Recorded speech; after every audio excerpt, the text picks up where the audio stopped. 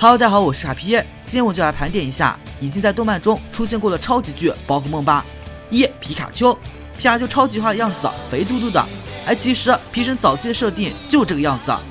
动漫中第一次出现超级巨化皮卡丘纯属意外，是因为皮卡丘意外接触到了可以让精灵极化的能量，才变成超级化的姿态。但他并没有像火箭队喵喵那样因为极巨化而失去理智，还和丹帝喷火龙大战一场。可惜皮神不能适应巨大化的身体，落败了。之后小智从丹帝手中获得的极巨化万代，皮神也成第一个不需要进球就用超级巨化的精灵。喵喵，动漫中第一个进行超级巨化的喵喵就是喵神了。在加尔地区的主线剧情中，喵喵因为极巨化能量爆发而意外变成了超级巨姿态，但喵在这个姿态下会失去理智，不认识武藏和小次郎。值得一提的是，喵是另外一个非最终姿态就能进行超级化的宝可梦，超级化的喵喵会变得老长老长的。这个极巨化姿态来源说出来你们还可能不信，那就是现实中的猫。平时缩成一团的猫猫，一旦伸展自己的腰，很难不让人发现它其实比想象的还要长一些。卡比兽，动漫中超级巨卡比兽出现也是极巨化现象首次出现在旅途动漫中。原本好好的在睡觉的卡比兽突然吸收了极巨化能量，变成超级化的样子。我只能说卡比兽这个样子再也不用担心没有吃的了。暴食龟，动漫中超级巨暴食龟是超级巨皮卡丘的第一个对手。原先它就是一只普通的野生暴食龟，只是因为我们真主角活跃，又要让原本在地里的极巨化能量泄露，超级化的暴食龟失控并袭击了原本还在进行对战的竞技场。超级化的暴食龟从原本的4只战列变成双足战列，头几乎缩进了甲壳中。单看甲壳形态的话，很容易将其误认为凹凸不平的石山，然后下巴也变得更为突出了。如果他低头的话，感觉能戳死自己。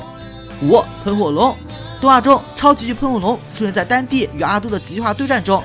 喷火龙超级巨化后，身体变得更加强壮，双翼化为了火焰，直接延伸到了胸前。带掉极巨化的红云在喷火龙的超级巨姿态下，是围绕在它尾巴上的火焰。游戏动漫中也一直以来都有着喷火龙尾巴上火焰燃烧越旺盛，它的生命力就越强大设定。简单来说，尾巴上的火焰就是喷火龙的本体。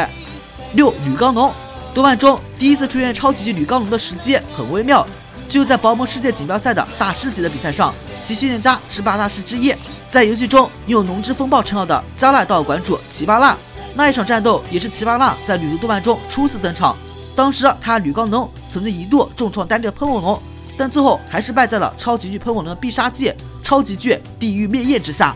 铝钢龙超级巨化之后，整个身体如同高楼大厦一般屹立在战斗场地之上。当然，想让一个高楼屹立不倒，肯定还需要稳固的地基的。超级铝钢龙毫无疑问拥有这些特质，不过在实际战斗中，这种形象真的不会行动困难吗？焚炎宫，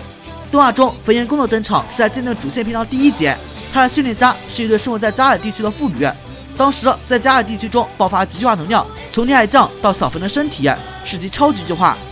性格温顺的小焚在超级巨化之后就变得十分暴躁，在自己生活的城市中大肆破坏，不过很快就被赶过来的丹帝击败了。超级化的焚炎宫身体上结束从12阶变成了超过20阶，同时部族数量也高达50对。从它超级化后呈现长度上来看，超级化焚炎宫比这样状态至少长了1倍以上，同时和它身体一样变长了的还有头围的火焰。巨炭山，动漫中的超级巨炭山首次登场，也是和焚炎宫一样，不过这只巨炭山是一只生活在加莱矿山的野生精灵，和焚炎宫一样受到无极太大的影响，超级巨化了。巨炭山超级巨化之后，就跟这只宝可梦的设计理念一样，至刚的熔炉加上火山。如果说巨化之前巨炭山还只是一只稍大一些的熔炉的话，超级巨化后它真的就是一座巍峨的山了。灰尘山，动漫中灰尘山是奥利维的一名没有官方名字的小弟的精灵，同样登场于旅途剑盾主线篇章中。他用超级巨化灰尘山对战小豪的火主，结果被轻松打败。超级化灰尘山在外形上只是在灰尘山原有的基础上变大一些，最大的不同就是他的身体中多了各种各样的玩具，不过都是一些有残缺的仪器皮。值得一提的是，小智的耿鬼在未来的某个对战剧情中是有那个可能超级巨化参加战斗的，让我们拭目以待吧。我是卡皮，咱们下期见。